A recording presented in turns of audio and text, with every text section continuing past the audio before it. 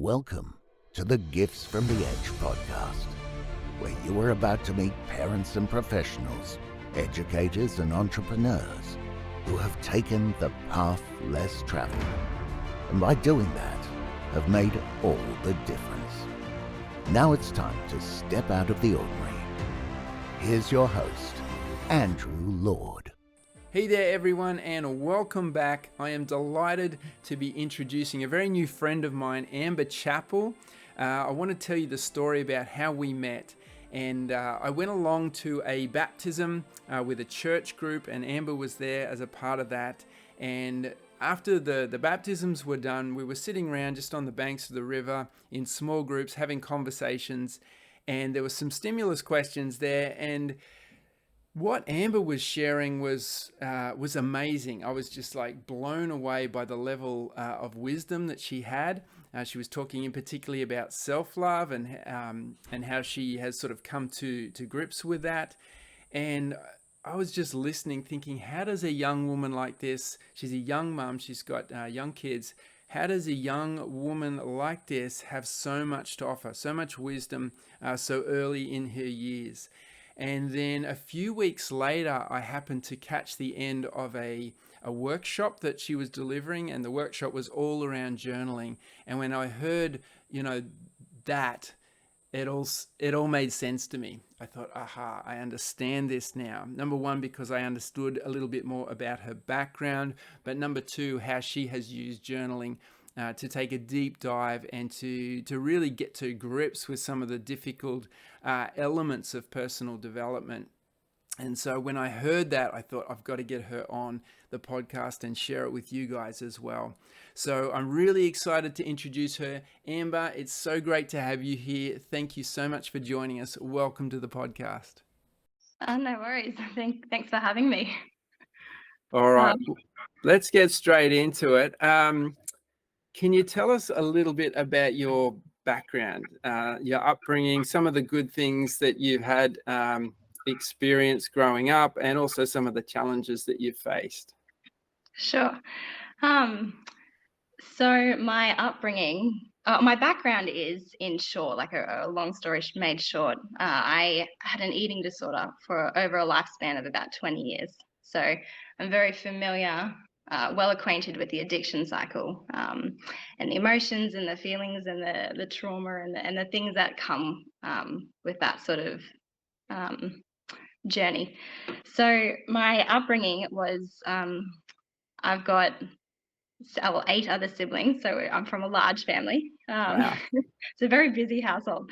I have a really beautiful family. But I think if I was to, and I speak with the most amount of love here, when we're talking about, so all of my physical needs, our physical needs were met, but my parents didn't have that emotional maturity to understand our emotional needs.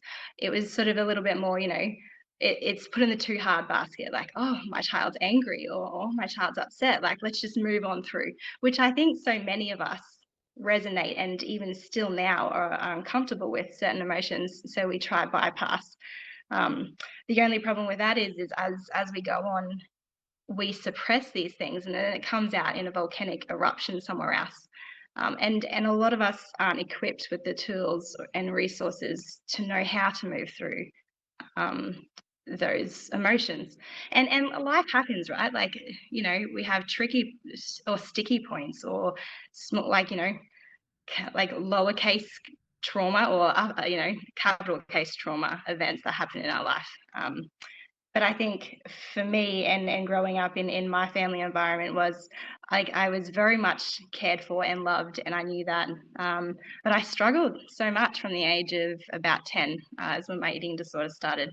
My self-identity, my self-worth, my sense of belonging, and also in that, those early pre-teens is that discovery of who am I as a person. And when that's not navigated with the most gentle amount of, reassurance and grace, we go seeking and searching for that void, that sense of void elsewhere. And that's the eating disorder it was a very tangible experience for me. So my internal warfare, or my internal world, was externalized through my eating disorder. So for instance, a sense of control. I could control food, but I didn't have control in my own life. Or if I was trying to restrict or suppress anger, I would restrict food. So, and that's how I made sense of my world. But I didn't understand that at the time. Like, this is hindsight, sort of going back and having reflected, and also being older. But at the time, as a child, I had no idea what was going on, and I was stuck. Like, it was dark. Yeah. I was going to ask you that, 10 is such a young age to be dealing with those sorts of complicated issues. When did you become aware that, number one, you had an issue, Yeah. and number two, I guess, what it was, and then I guess the next stage was a road to recovery, like maybe taking on some, because I know that it doesn't just happen. You decide you're going to stop an addiction, and bang, you've got it fixed. Tell us that story. Yeah, hey. We'll try to keep this podcast. How long can a podcast go for? No. Okay, no, so let's see. I think I came to the awareness that that I was struggling, because for so long I was in denial, like, no, I'm not struggling, like, I've got control of this. It started as anorexia and then later turned to bulimia. And I think that was the point for me where I realized that, like, oh, no, like, I am struggling, because like, from anorexia, there was all this control, but then when it got to a point where I was eating food, and then I was purging, and then it was like, wow, I can't stop this, and it was a daily cycle, and it was every single day, and not being able to make sense of it, and then trying to sort of reach out, and not really being met with support in a way that was helpful. So that was probably the age of about 14, 15 when I first started actively seeking help. So it was about 5 years in, for me. And then Was from that there, within your family initially that you sought help, or was it externally, or? probably a little bit more externally, because in my family world and environment, it probably felt more unsafe, because they had been trying to, in their own way of trying to help, they tried to implement more control. And what I've learned from my journey is that rules without relationship leads to rebellion. So I didn't have that strong connection, or didn't feel safe, so therefore it led me to rebel.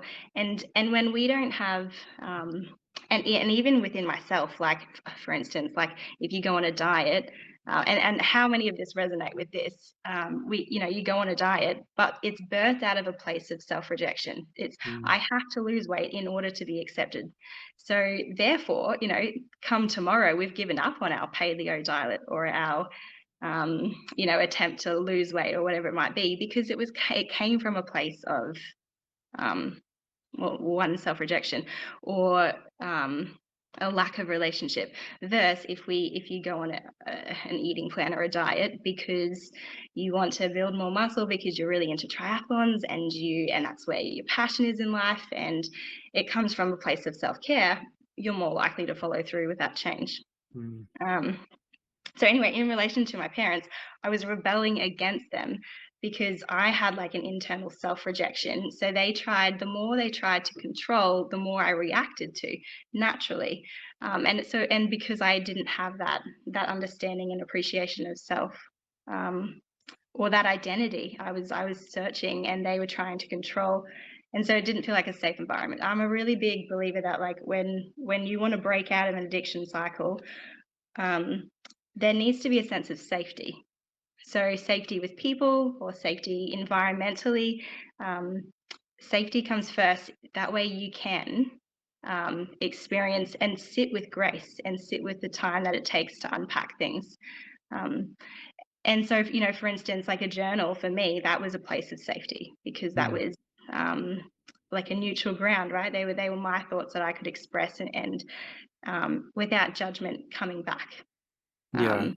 Yeah, through say another person, through just like their innocent lack of understanding, Mm. because of their own stuff. Yeah. um yeah, I think the things that kept me in that cycle, one, like, shame is the fuel that keeps addictions rolling. And shame is that belief that we are inherently unworthy of love and belonging. And when our beliefs align with shame, that's the fuel for addiction to keep going. I also think, like I sort of spoke about before, emotional dysregulation and denial is something that fosters that environment of addiction as well. So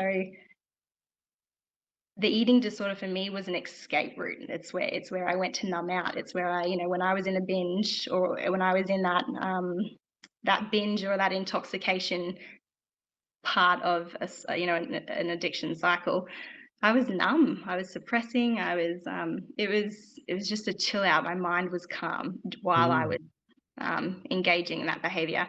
And then, the next part of the addiction cycle is the negative effect and the withdrawal and the shame that comes. And, I can't believe I did this again. Or, I promised myself I wasn't going to do this. I promised myself I would start tomorrow, and tomorrow's here and I've, fallen through again. So emotional dysregulation, not being able to process, and or have the skill set to sit with uncomfortable emotions. And I think when we go from in breaking out of that cycle, I think a really key point is to be able to sit with dissonance. So dissonance is where there are competing beliefs inside of us, where old beliefs compete for the attention of new beliefs, thoughts, emotions, and behaviors. So in a sense, it's like two things can exist at the same time. Like, I'm excited to do this podcast, and I'm also nervous. They Yeah. both exist at the same time. And so my ability to sit with that is that's a necessary skill to break addiction cycle, because what we're doing is we're bringing, when we start unpacking it, we're bringing the subconscious and the conscious into alignment and into agreement. But that process is tricky, and it takes a bit of time, and it takes a bit of pushback, and resistance has come up. And so we need to be able to learn to sit with dissonance, as we bring alignment to, in our beliefs. Does that make sense? Yeah, totally. It's really good, and it's really deep stuff as well. The journaling is something I think that that is a tool that can do a lot of these things. I've heard a journaling process called Trash and Truth, which I think is probably a similar take on that, sitting with dissonance. Can you share some of the journaling strategies that you've come across, or that you've developed, things that have been really helpful for you? Yeah, absolutely. So on the train of thought, then, with dissonance and bringing the subconscious and conscious known, I think a strategy, something that a journal prompt that I've sort of come up with is what I call let the heart speak. So it's kind of like a 4-step process. So sitting down and bearing in mind, like, your journal is your safe place. So just letting your heart express. And I think it's really important to, when we're expressing, to not judge our own thoughts and our own processes. That way, whatever does come out, comes out, because that's such an important part. Again, is acceptance. Darkness cannot hide in light, and it only takes one candle to light up a room. And that is, for instance, when we capture our words in paper, like on paper, or even to somebody, say a counselor or a support person, or on paper, you're not denying it anymore. And denial is what keeps, again, is part of shame. It partners with shame, and that's what keeps the cycle going. So journaling, is such a powerful tool. So bringing alignment to our beliefs, because I might cognitively believe that my body image shouldn't define my worth, but emotionally, I don't believe that. I believe very much that my image is how people see me, and my place of belonging. So let's talk about that. So let the heart speak. So the first thing that you would do is you'd choose a topic. So choose a behavior, a person's name, an emotion, or a particular situation. And then what you can do is you can ask yourself, and for me, like I'm asking the Holy Spirit to make the unconscious known. So let's give an example. Let's say something relevant to me is frustration around my children's sleep. Yeah. So I'll write that down. So frustration, anger around sleep. So that's my topic. And then from here, in a sense, you want to write from the heart. So step 2 would be just to word vomit everything about that topic. And it might start fairly mellow. And then as you go, the emotion becomes a bit more present. And it might even go, you might be talking about, I might be talking about anger, but then I end up talking about, I don't know, my mum or Jerry, the neighbor, and it might seem totally not connected, but heart stuff is often complex, and it has many layers. So this is just a good way to let the story out, to let the heart speak. And a point to make mention of is empathy is what makes the heart heard. So when we are empathetic towards ourselves, it is also a resource and tool that we can use to let the heart speak. So if we're bringing judgment and criticism to what we're writing, we're not going to get the full story out. Mm-hmm. Yeah. And then from there, once you have your story, so talk about frustration, impatience, and that might look like, I'm disappointed in losing out on my to-do time with my children, so because it's taking so long to put them to sleep. So the trigger for me might be feeling like I'm not being heard. My child's not listening to me. Like they're not going to sleep. They're not, they're not following through with what I've asked. So the story or my trigger for me is my voice isn't heard. It's not worthy of being heard. And that's something that I held on to as a child and was a belief as a child. And it's just simply triggered through my daughter's not going to sleep, which is separate. But I'm able to sort of discover that through just letting the heart speak. And then from here, we write columns. So write straight down the page. On one side, you can write what I can control, and the other side, what I can't control. Or it might be lies versus truth. So what we're doing is we're separating false responsibilities. So for me, I can't control when my daughter goes to sleep, but I can influence routine and consistency. I can't change my past or my hurt experiences where my voice wasn't heard, but I can choose to believe that my voice is worthy of being heard now. So yeah, and that helps just bring articulation. And also it helps us to make a choice about where we want to go now with this information. And then from there, as a fourth sort of step to this process, you want to make an exchange. So an agreement to yourself, okay, this is what I want to believe now. For me, that looks like a spiritual exchange. So, through prayer, I choose now by faith to exchange this area of pain to be met through love, through Jesus. So that's what that process looks like for me. That exchange is, okay, I'm giving up this pain and I'm going to receive love.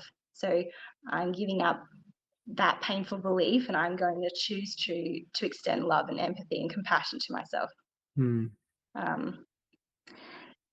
And that's a process that we can bring alignment with our beliefs, that, the unconscious, subconscious agreement.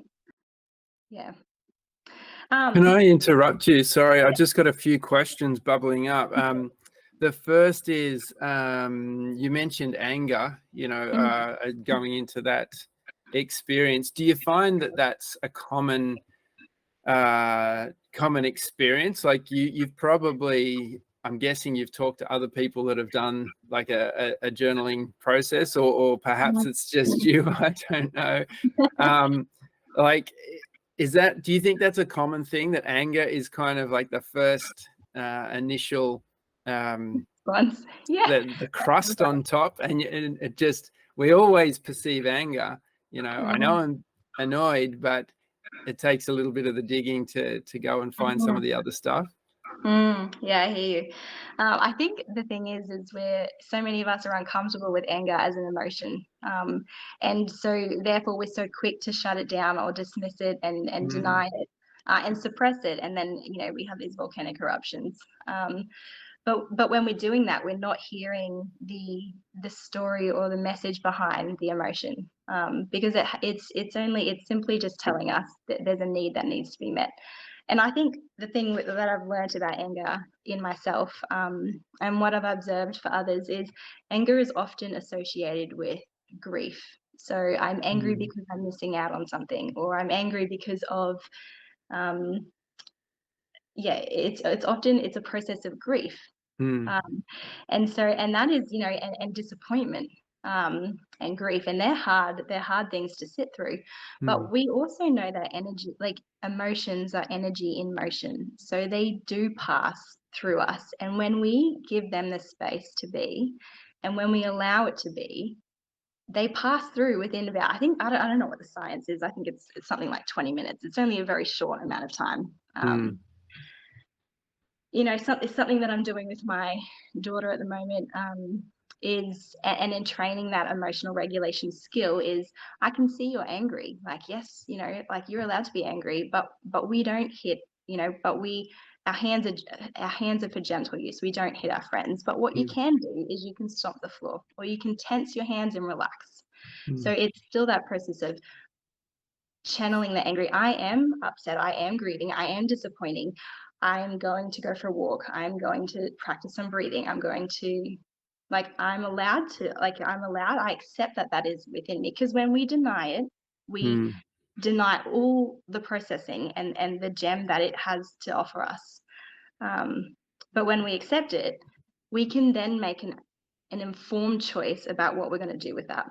It doesn't become a reaction. And I think often with anger, some people, we deny it so much, and then we're slamming the doors, or we're throwing something, and we're like, wow, and it scares us, like, oh, I can't be angry, I just, but I think when you sort of bring it right back down to before all of that happens, it's just an emotion, and you can make an informed choice when you accept that it's there. Yeah. The other point on anger, I'm getting off on a tangent. This is good. We're Good. talking about emotions, and we're separating here. Let's go back to anger. Fear. Anger is a voice of fear. So fear is usually when we feel angry, often that's a really great indicator that we're listening to fear somewhere in our life. Like if we're choosing to listen to either love or fear is a really good, anger is a really good indicator that we've chosen the voice of fear somewhere in our life. Hence why we're grieving something, or hence we fear we're missing out on something.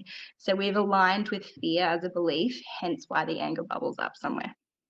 That's good. And I wanted to ask you about time.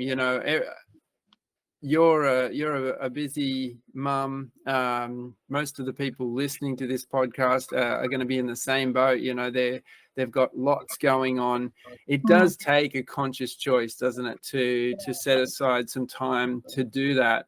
And the other question I had, which sort of, I guess, follows from that, from your experience journaling, do you find now that you don't have to journal as much, that you sort of walk through some of the processes, and you can kind of have that self-awareness, you see it happening, even though it's not pen to paper? Yes. Yeah. No, I hear what you're saying. Yes, I do find that now. But that wasn't the case for many years. And I'm just going to be really humble. I cycled in an eating disorder for 20 years. Like, that's 2 decades.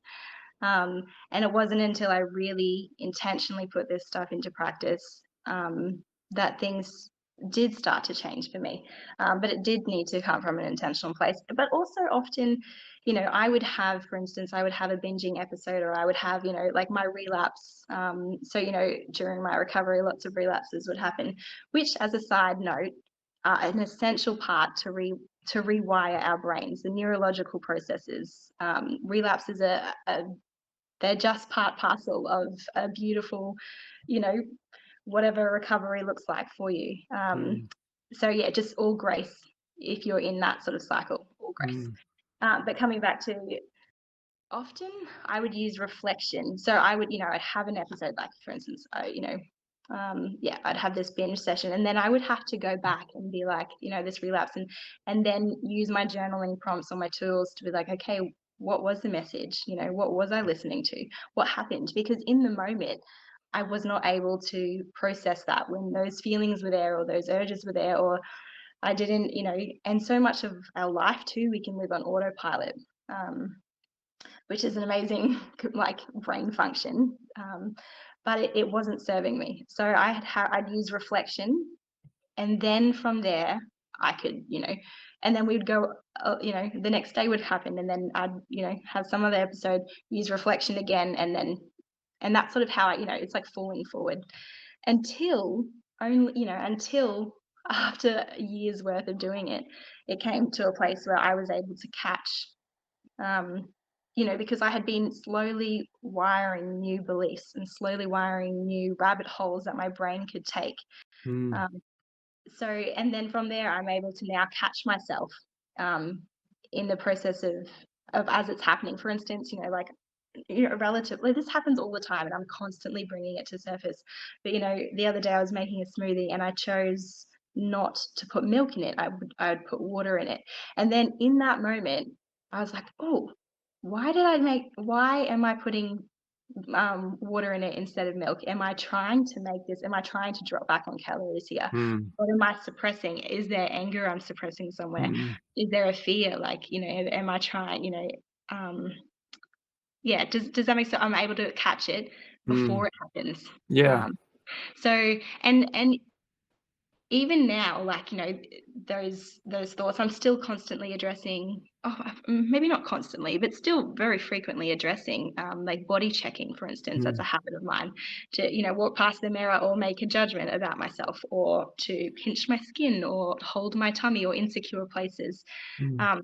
And without even realizing that I do it. But now it's at a place where it's, I'm doing that again. Okay, grace. It's a habit, but I'm choosing to believe something different. I'm choosing to be thankful that my stomach can digest food, that it can carry life, instead of being a place of insecurity. So yeah, it does, but it's a process of time. But I think the more you engage in journaling, the more quicker it does become.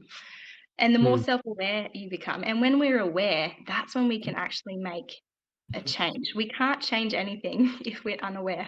Yeah, that's exactly right. Yeah. I think there's a lot of people that would relate to what you're saying, with the body checking. And I think a lot of people would say, oh, that's me. They probably share a lot of those habits. But I think the really cool thing is that you have built a whole suite of new habits to kind of go along with that, because of, how far you went in the direction of challenge and the direction of struggle. You've had to build up an arsenal of new strategies, and it's fantastic that you've got that to be able to share. Like, it's really valuable. Is there any other strategies, like journaling strategies, that you have found really powerful or really effective in your time? Yeah, I have, Andrew. Probably one of my favorites actually is something I call the relic method. So again, this is a 4-step process, and this is something that you can do just in your head, but start first in paper, because you are that's a great place to begin the process. But it's something I do now in my head. But one is recognize. So that's that awareness first. So expressions like I notice or I recognize create self-awareness by separating judgments from factual observations. For instance, I notice I'm judging myself. I notice my jeans feel tight. I notice I'm angry again. I notice the water bottle is pink. So it removes that judgment. It's just I recognize statements. Recognize. Okay. Yeah. I recognize I'm sad. I recognize I'm body checking. And then from there, it's the acceptance. So And the way that we can, accept that is like, of course statements. Of course, I feel uncomfortable when my jeans are tight. Of course, I'm judging my body again. Of course, I'm checking it in when I see myself in the mirror. And so what that does is it further disconnects judgment from fact. Of course, I'm frowning when I'm angry. Mm. Acceptance is super important. Otherwise, we live in denial. And acceptance for me is also a part of faith as well. Willingness, faith, acceptance is part of that, faith journey of, we accept Jesus, we accept love. Like, it's by faith we do that. So it Kind is of a form of submission, isn't it? Yeah, surrenderance, submission. Yeah, agree. Yep. And then from there, so we recognize, okay, I recognize I'm judging myself. I accept that I'm judging. So, of course I'm judging myself, and my tight jeans. Then from there, we lean in. So that's what the LI is in the relic method. So lean in. So practice grace by approaching your thoughts and beliefs with curiosity through I wonder statements. So I wonder why I'm feeling angry. I wonder why I'm feeling uncomfortable with my jeans being tight. And then, so I wonder if I am making it mean something more about my worth than a simple observation. So what do I wonder about this? And then from there, once we've done that, you can make a choice. So the fourth step is choice. So that's the C. So apply this awareness to make an informed choice rather than a reactive one about your next step. So for me, that would be, I choose not to let my anger define my worth, or I am willing to choose a different belief. And I think just on willingness, as a side tangent again, willingness is also such a game changer when we're talking about breaking out of an addiction cycle, because you may not resonate with the truth yet. For me, I did not believe that I was beautiful. I did not believe that I was, if beautiful in the body that I was. It needed to be or look this way in order for it to be accepted. And if I was to practice an affirmation that said, I am beautiful, it just would not work for me. It didn't sit, it wasn't true for me. And although logically I knew that that's probably the truth, emotionally it wasn't true. So the gap, the bridging gap is willingness. So I am willing to believe that I am beautiful. Yeah, cool. And it's spiritually speaking, we talk about faith as small as a mustard seed. And that's what that is. It's, willingness is that mustard seed. It's, okay, I am willing to believe that you say this about me, that love says this about me, that I can be something different. I'm willing to believe something different. So that's a choice. So anyway, coming back to choice. Once we recognize something, once we accept it, once we lean into it, we can make a choice. I can choose to continue partnering with fear, or I can choose to listen to love, or be willing to listen to love. It's a choice then. So it's like what I was talking about with anger, versus when we're suppressing something, we don't have an informed choice. We have reaction. So the relic method is so important in capturing our thoughts, because that gives us the freedom, and it's the free will as well to make informed choices, which is where freedom can be found. Something that resonates for me is acceptance holds the key to freedom, and forgiveness bridges the gap between love and fear. Wow. Yeah, it's so good, Amber. Like, there's so many little gems. I feel like, when I listen back to this, I know that I'm going to just be pondering just on one or two of these really cool statements. There's a couple that I've tried to write down, but you've just gone on to the next great piece before I get the chance to write it down. So this is rich. And this is normally the stage of a podcast that I would normally say, when's your next webinar or when's your next workshop happening? But you're not in that place in life just yet. Perhaps one day you're going to have to give me a call when that happens. But so for those of you listening who appreciate what Amber's offering, I've got here in front of me a document. It's put together with love. It's a beautiful document. There is a lot of the content that she's talking about. It was the document that was a part of her journaling workshop. And I've asked Amber, and she has kindly said that she's happy to share that with anyone who would like to get it. So just below wherever you're listening to this podcast, actually, if you're listening on Spotify, you won't be able to get it. You need to go to the blog. Make sure you head over to the blog. It'll be andrewlord.com.au/post/Amber's journal. And I'll make this available for you. That's also going to send an automated email to Amber just to let her know that you've downloaded. Don't expect a reply from her because she's very busy. So it's just to let her know that there are some people out there using her material, and hopefully, Amber, you'll feel a little bit of love when you get those little emails popping through every now and then. That'd be lovely. It's nice to you just want to share, right? Like, it's just out of a place of love. These things helped me, so if it helps another person, like, that makes it all worth it. Yeah. Thank you so much for spending some time with us today. Is there any last bits of, last gems that you want to leave us before we go? Oh, look, I could probably keep going, but Andrew, I really appreciate you having me here. I would say, maybe as a last closing sentence, reaction exhausts us. When we're reacting, we're exhausted, but creation restores us. Wow, that's awesome. Thank you so much again, Amber. No worries. Thanks, Andrew. And there you have it. I told you, didn't I? Okay. You can see how I was blown away by her wisdom. How good was that? And it comes from her walk through the wilderness, through that really difficult place, 2 decades of struggling with an eating disorder, but now using journaling as a tool for self-reflection. She has overcome that. Of course, her faith has been a big part of that as well.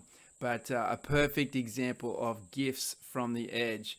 And as I was going back through this, I was just listening to all the content, stopping, pausing, writing stuff down, thinking there's enough in here for a book.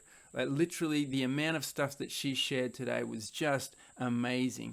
And so I actually thought about splitting it into 2 episodes of the podcast, but it was so interwoven, so rich, and the principles work synergistically together that I couldn't split it. So, I hope that you were able to, listen to it in a couple of different sessions. And I hope you appreciated everything that Amber's had to offer. Not only has she offered all this wisdom on the podcast, but like I said, she has offered her journaling document, her tools for journaling download.